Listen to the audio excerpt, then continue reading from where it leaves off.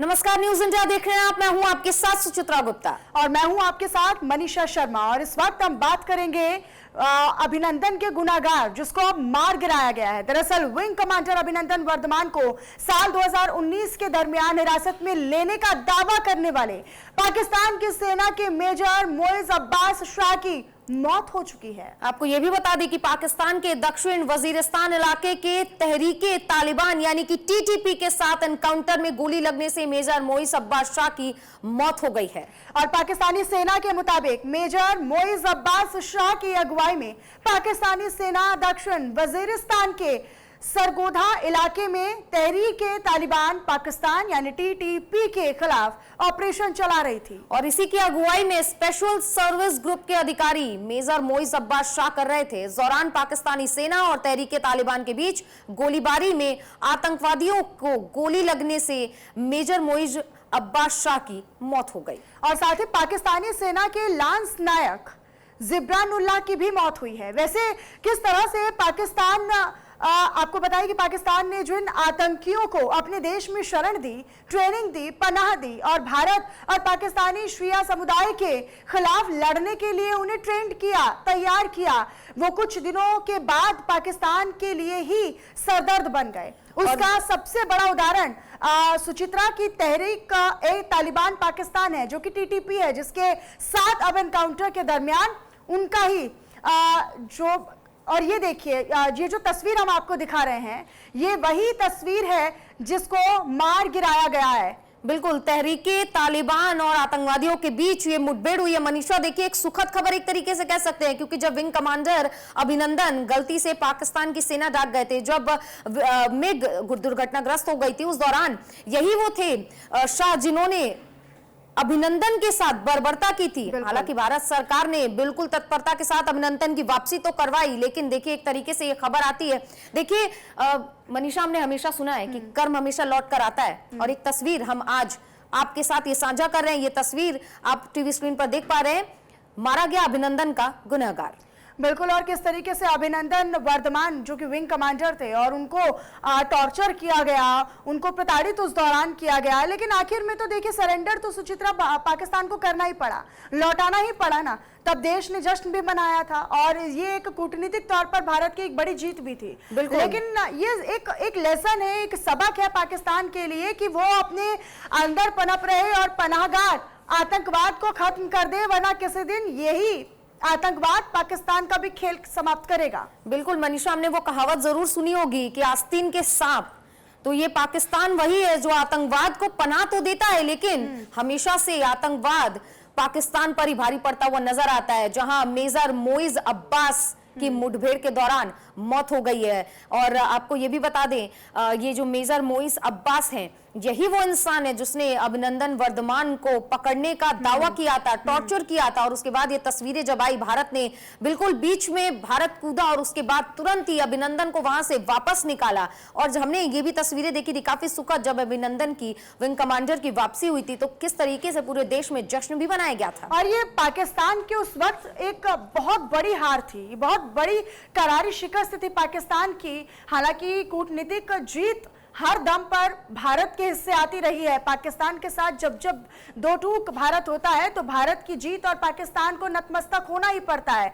लेकिन बात अभी, क्योंकि एससीओ की एक बैठक भी चल रही थी चीन में सुचित्रा, उसमें राजनाथ सिंह ने एक एससीओ के एक जॉइंट स्टेटमेंट में हस्ताक्षर करने से मना किया। उसकी बड़ी वजह ये थी क्योंकि चीन जो मेजबान देश था, उसने अपने पाक प्रेमी के चक्कर में उसने आतंकवाद का जिक्र उस दस्तावेज में नहीं किया, उस ड्राफ्ट में नहीं किया, जिससे भारत ने कहीं ना कहीं उस पर हस्ताक्षर नहीं करना बेहतर समझा। अब आप ये समझिए कि आतंक के खिलाफ भारत की जो जीरो टॉलरेंस की नीति है वो किस कदर है।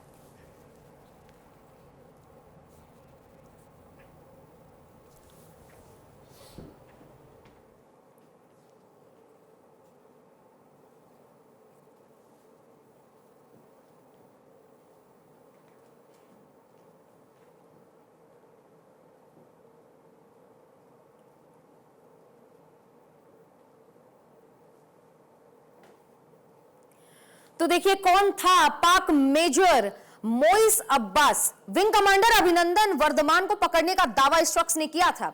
तहरीके तालिबान के साथ एनकाउंटर में गोली लगने से मेजर मोइस अब्बास शाह की मौत हुई है। टीटीपी के खिलाफ ऑपरेशन चल रहा था और इसी दौरान आतंकियों की गोली लगने से मेजर मोइस अब्बास शाह की मौत हो गई है। Pak major Moiz special service group के रैंक पर था।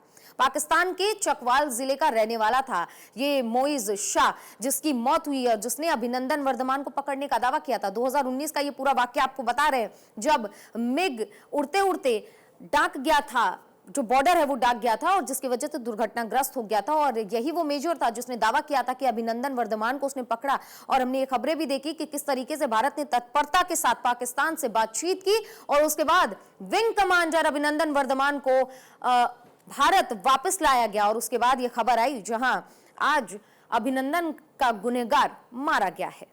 बिल्कुल सुचित्रा, और ये कहीं ना कहीं कूटनीतिक तौर पर उस वक्त 2019 में भी भारत की बड़ी जीत थी और ये भी भारत की ही बड़ी जीत है कि जिस पाकिस्तान को आप पनाह दे रहे हैं, जिस पाकिस्तान को आप पाल रहे हैं, जिस आतंकवाद को पाकिस्तान में पनाह दी जा रही है, जिसको पोषित किया जा रहा है, वही किसी दिन पाकिस्तान का सरदर्द बनेगा और बन चुका है। यहां पर दावा करने वाली जब सेना पर ही इस तरीके से हमला होता है या फिर मुठभेड़ के दौरान, आतंकियों के साथ मुठभेड़ के दौरान जब ऐसी खबरें निकलकर सामने आती है, तो अब तो पाकिस्तान को समझ ही लेना चाहिए कि आप कैसे जिस आतंकवाद को आप पाल रहे हैं, उसे पोषित कर रहे हैं, उसे पनाह दे रहे हैं।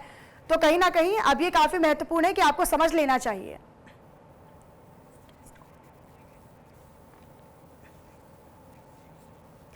तो हमारे साथ इसी पर चर्चा के लिए हमारे साथ रक्षा विशेषज्ञ के तौर पर के सिन्हा साहब हमारे साथ जुड़े हुए हैं। सर, बहुत स्वागत है आपका न्यूज इंडिया पर। लेकिन ये जो एक खबर है कि कैसे वहां की सेना के लांस नायक शाह की मौत हुई है एनकाउंटर के दरमियान, तो ये एक उस वक्त तो भारत की एक कूटनीतिक जीत रही ही, लेकिन ये भी एक भारत की जीत है। ये अब तो सबक सीखी जाना चाहिए पाकिस्तान को कि जिस आतंक को, जिस आतंकवाद को वो पनाह दे रहा है, जिसे वो पाल रहा है, पोस रहा है और पोषित कर रहा है, वही उसका सिरदर्द बन रहा है। मनीषा, जय हिंद एंड गुड आफ्टरनून।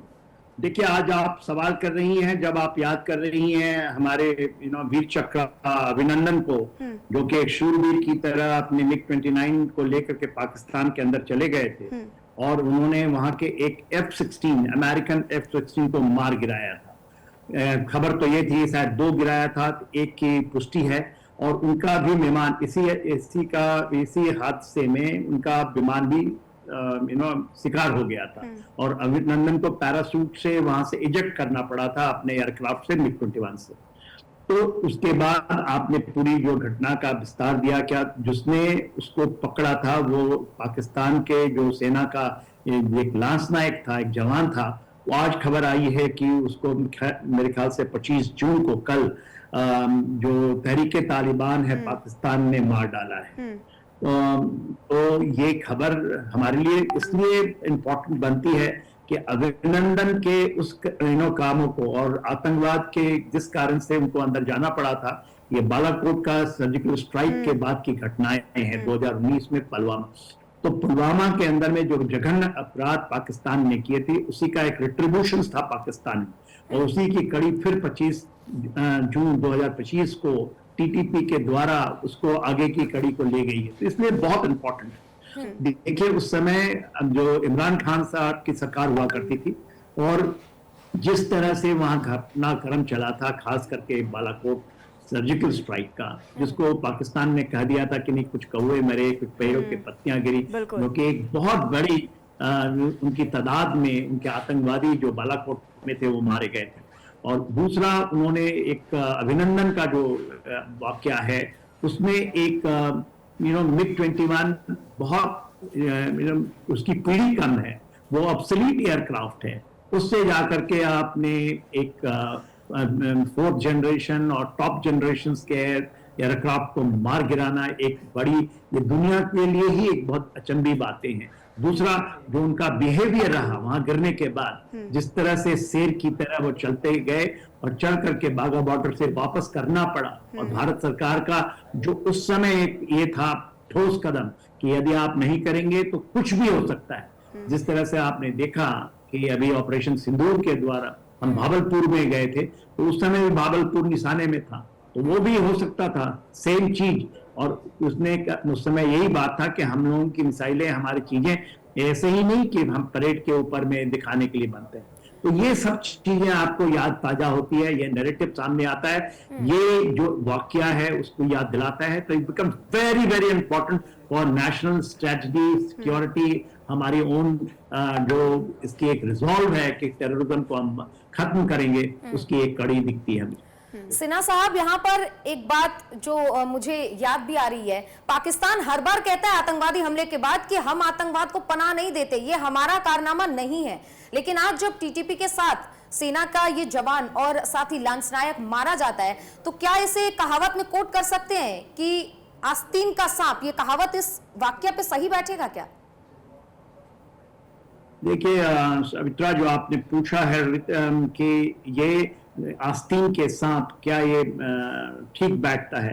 देखिए, पाकिस्तान के अंदर में आस्तीन के बहुत सारे सांप हैं जो उनको ही अब डस रहे हैं, क्योंकि उन्होंने खुद इन सांपों को पाला था और उसको टेररिज्म का रूप देकर के भारत में स्ट्रेटजी ऑफ 1000 कट चलाई है। तो वो कट, अब आपने उसकी रेट्रीब्यूशंस देखी जो पाकिस्तान करता है, उसकी एक झलक हम लोगों ने उसके बाद 2025 में देखा कि 22 अप्रैल में उन्होंने जघन्य अपराध किए पहलगाम के ऊपर में, निर्मम हत्या की, उसी का एक्सटेंशन है। और वो एक्सटेंशन अब जाकर के थोड़ा थमा इसलिए है कि क्रेडिबल डिटरेंस आप बना पाए हैं एक ऑपरेशन सिंदूर के दौरान। 2019 में भी इसी तरह का एक स्ट्रेटेजिक डिटरेंस पैदा किया था, कुछ समय तक के लिए शांति हुई थी हमारे आतंकवाद जो वहां से आ रही थी। तो आपने कहा कि क्या ये उन चीजों को याद दिलाता है, उन आस्तीन के सांपों को भी याद दिलाता है जो पाकिस्तान में हैं और वो उनको ही अब डस रहे हैं। आस्तीन के सांप अभी इसी तरह वहां पर बाल्कनाइजेशन चल रहा है और ये खबर आ रही है कि जो ये हुआ है वहां पर उन्होंने एलिमिनेशन किया है। लेकिन के सिन्हा साहब, क्योंकि अब तो पाकिस्तान को समझ में आ जाना चाहिए, अब तो पाकिस्तान को समझ लेना चाहिए कि भारत के प्रयासों के बाद और कूटनीतिक रणनीति और उसकी जीत के बावजूद अब अलग थलग वो वैश्विक मंच पर भी है। अब कहीं पर पाकिस्तान का कोई गुणगान नहीं होता है, या फिर आप कितना ही प्रयास क्यों ना कर ले पाकिस्तान, लेकिन उसके जो आतंकवाद को पनाह देने की जो पोल है वो पूरी जग जाहिर है। अब ये जो आतंकी है ये खुद के लिए ही सिरदर्द बने हुए हैं, ये सेना को नहीं छोड़ रहे हैं, ये वहां के अब नागरिकों तक भी पहुंच सकते हैं, ये आने वाले भविष्य की हम बात कर रहे हैं। तो अब तो पाकिस्तान की सरकार को कम से कम उन पर कोई एक्शन लेना चाहिए, या फिर ये वैश्विक मंच पर कम से कम कबूलनामा कर लेना चाहिए कि हाँ, अब हमारे ऊपर ही जो पूरा आतंकवाद है वो सिरदर्द बन रहा है, या हम पर ही हमलावर हो रहा है, हावी हो रहा है। देखिए मनीषा, जिस देश में as a state policy, Pakistan की स्टेट पॉलिसी है ना, लेट डाउन स्टेट पॉलिसी है, the strategy of 1000 cut with India, वो चीजों को जब समझता है उसको समझाने का तरीका ही होता है। और हमारे कहावत है, जैसे आपने कहावत बोली, लात के भूत जोते बातों से नहीं मानते, तो उसको आप कह रही कि समझ आना, उसको समझ तो पहले ही आ चुका है। एक बुझता हुआ जो देश है और अपने ही पैरों को जो कुल्हाड़ी मारता जा रहा है, तो समझ में तो मेरे ख्याल से अब थोड़ी आ रही है, क्योंकि देखिए उनकी छटपटाहट है। उनके प्रधानमंत्री भी अभी जा रहे हैं उधर सऊदी अरेबिया में, कहते हैं कि भारत से बात करा दीजिए। आज ही देखिए खबर आ रही है एससीओ की मीटिंग से, जो कि चल रही है चाइना में, और एससीओ की मीटिंग संघाई कोऑपरेशन ऑर्गेनाइजेशन में रक्षा मंत्री और अजीत डोभाल साहब, हमारे एमएस साहब वहां गए हुए हैं, और आज रक्षा मंत्री ने वहां आतंकवाद के मुद्दे पर लेकर के वहां पर जो ज्वाइंट डिक्लेरेशन है उसको साइन करने से मना कर दिया है। और ये पूरा का पूरा जो ये है वो पाकिस्तान के ऊपर में है, और चाइना जो उसको सह देता है, जो उसको एक सपोर्ट देता है, उसको एक लाइफ लाइन देता है कि आप करिए, हम आपके पीछे खड़े हैं अपने स्टेट पॉलिसी को आगे बढ़ाने के लिए। तो उनको एक यही नहीं कि आतंकवाद के मुद्दे पे, उनको सभी चीज में जो रीजनल सिक्योरिटी कंसर्न्स हैं, जिसके अंदर में वो लगातार करते हैं, वो जियोपॉलिटिकली, जियो मिलिटरली जो भी करते हैं, मिलिटरली के तरह से जो उन्होंने किया है, क्योंकि ये उससे आतंकवाद को उन्होंने अपने एक्सटेंडेड हैंड रखा है अपने मिलिट्री एम्स को अचीव करने के लिए, और उसमें पाकिस्तान, उसमें चाइना का हिस्सा है। तो हमारे रक्षा मंत्री तो गए हैं, ये गलवान होने के बाद 2020 में स्टैंड होप 4 साल का और तकरीबन 4 महीने का जो स्टैंड है उसके बाद गए हैं।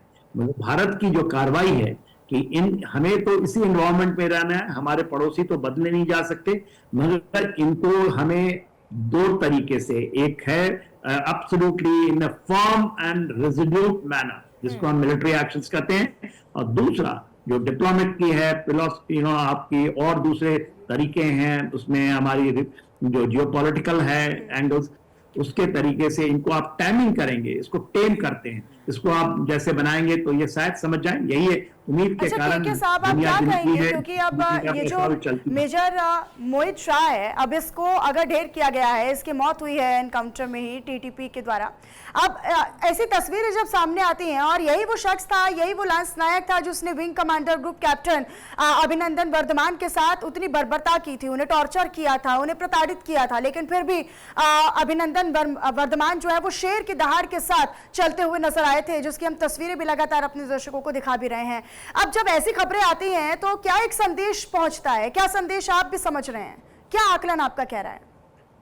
देखिए, संदेश तो ये पहुंचता है, वेरी क्लियरिटी है कि भारत अपने दुश्मनों को ऐसे नहीं छोड़ता है। यदि आप कुछ चलाएंगे, अब हमारा देश उस रास्ते पे आ चुका है कि गोली चलाएंगे तो हम गोला चलाएंगे। पहले ये कहता था कि यदि आप एक गाल में थप्पड़ मारते हैं तो दूसरे गाल हम आगे कर देंगे।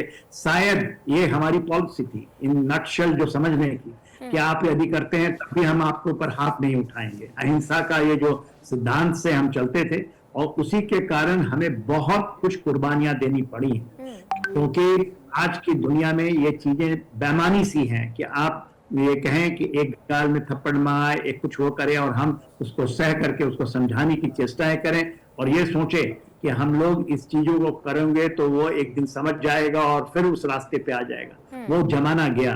21st सेंचुरी के समय आपको उतनी ही मुंह तोड़ जवाब नहीं देनी है, ऐसे लगाने हैं कि इतना क्रेडिबल डिटरेंस पैदा कीजिए। और उसमें जो प्रक्रिया में अभिनंदन साहब ने किया, जो उनको इसी कारण उनको वीर चक्र भी मिला है, और उन्होंने जो एक शेर की तरह दहाड़ते गए, दहाड़ करके उन्होंने उनके ही धरती पे उनके F-16 को मार गिराने के बाद खुद अपने को इजेक्ट किया, एक शेर की तरह सब चीज सहन करते हुए।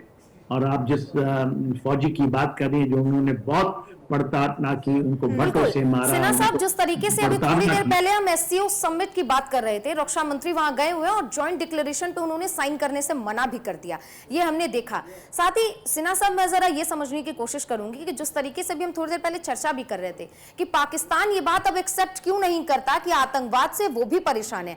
कहीं ना कहीं मुझे ऐसा लगता है, आप इसे करेक्ट करिएगा, कि अगर पाकिस्तान ने ये चीज एक्सेप्ट कर ली कि आतंकवाद उसकी धरती पर पनपता है, पनाह देता है, तो ऐसा तो नहीं है कि ये जो अलग अलग देशों में जाकर पाकिस्तान भीख मांगने का काम करता है, क्योंकि ये तो जग जाहिर है कि पाकिस्तान के पास पैसा अब है नहीं। तो चाइना और IMF के दम पर अभी पाकिस्तान चल रहा है। तो ऐसा तो नहीं है कि अगर पाकिस्तान ने ये एक्सेप्ट कर लिया कि आतंकवाद को वो पनाह देता है, तो ऐसे में भीख मांगने में उसे दिक्कत हो सकती है। देखिए, उसके रियलाइजेशंस तो हो चुके हैं, क्योंकि रियलाइजेशन इवन इमरान खान जिस समय ये पुलवामा हुआ था, वो भी कहते हैं कि हम आतंकवाद के शिकार हैं, मगर वो कहते हैं कि ये वेस्ट के कहने पे उन्होंने आतंकवाद शुरू किया था, वेस्ट को उसको यूज किया था अगेंस्ट अफगानिस्तान में। जब उन्होंने USSR को ब्रेक करने के लिए तो उनको बढ़ावा दिया, तो वेस्ट तो अपनी चीजों को सीधा करता ही है। और कोई पाकिस्तान को यह समझना होगा कि आप फ्रंट लाइन स्टेट नहीं बन सकते, मगर मुझे वो दिखाई नहीं देती किरण, क्योंकि आप अभी थोड़े दिन पहले आप देखी थी कि ये मुनीर साहब वहां अमेरिका में पहुंच गए थे और वहां पर डोनाल्ड ट्रंप से वो लंच खा रहे थे।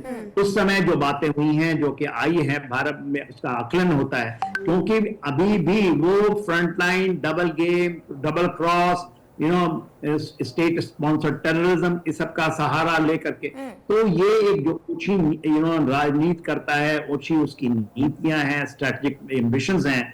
अभी वो डबल गेम खेलना चाहता है, वो चाइना के साथ भी और मेरे ख्याल से अमेरिका के साथ भी। तो ये जिस देश की ये फितरत हो, तो देश को, फितरत को संभालने के लिए आपको एक मजबूत तरीके से ही करना पड़ेगा और ये लगातार करना पड़ेगा और क्रेडिबल डिटरेंस पैदा कर। समझ तो आ चुकी है उसकी, बिल्कुल मतलब बिल्कुल। वो समझ के कारण यदि सिन्हा आपको साहब, धोखा एक देकर चीज के यहाँ पर किसी जोड़ना को- चाहूंगी कि जिस तरीके से आपने व्हाइट हाउस का जिक्र किया, जब मुनीर व्हाइट हाउस पहुंचे थे उस दौरान, तो जाहिर सी बात है जब किसी देश से किसी मुद्दे पर बात होती है तो वहां के राष्ट्रपति प्रधानमंत्री से बात होती है। लेकिन देखिए अमेरिका को भी ये बात पता थी, इसीलिए क्योंकि उसे पता है कि पाकिस्तान में अगर किसी की हुकूमत चलती है तो वो है सेना की, इसीलिए आसिम मुनीर को वहां लंच के लिए बुलाया गया। एब्सोल्युटली। देखिए ना, वो अब आप सोचिए किसी भी देश का, मान लीजिए आप अमेरिका की ही बात ले लें और भारत की बात ले लें और पाकिस्तान की, यदि इस ट्रायंगल में देखें तो हमारे यदि आर्मी चीफ को वहां बुला लें और उनको बोलें कि आप लंच में आ जाओ, you are the guest, and हमारी जितने भी ऊपर से नीचे से लेकर के हैं जो हमारी सिस्टम है, जिसमें प्रेसिडेंट आते हैं, प्रधानमंत्री आते हैं, फॉरेन मिनिस्टर आते हैं, एनएसए आते हैं, उन सबको दरकिनार करके आप यदि करें तो ये तो आप सब भारत के छोटा सा बच्चा भी समझ जाएगा कि ये अनीति है, ये नीति का हिस्सा नहीं है, ये एक डोमेन है जिसमें पाकिस्तान खेलता है और उसको सपोर्ट किया जाता है। वो अपने मन से तो नहीं चले गए थे, उसमें मेरे ख्याल से सहमति होगी उनके प्रधानमंत्री पूरे सिस्टम की, आईएसआई की सिस्टम। तो पाकिस्तान अभी भी तो बाज नहीं आया है। इसको यदि हम आकलन करें तो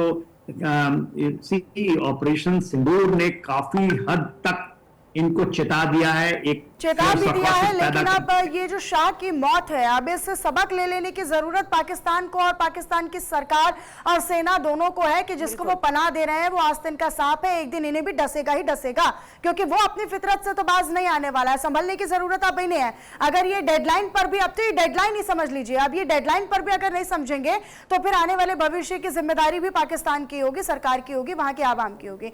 बहुत शुक्रिया हमारे साथ आपका जुड़ने के लिए के सिन्हा साहब, और बेहतर विश्लेषण आपने किया उसके लिए भी। बिल्कुल, जाते जाते आप सभी को ये भी बता दूं और मनीषा आपको भी बता दूं कि हमने हमेशा ये सुना है कि हम इंसान की आदत बदल सकते हैं, प्रकृति नहीं बदल सकते। पाकिस्तान की प्रकृति ही यही है, उसका नेचर ही यही है कि वो हर बार आतंकवाद को पनाह भी देगा, आतंकवादी हमले भी करेगा, लेकिन उसे एक्सेप्ट नहीं करेगा। फिलहाल के लिए बस इतना ही, रुकेंगे एक छोटे से ब्रेक के लिए।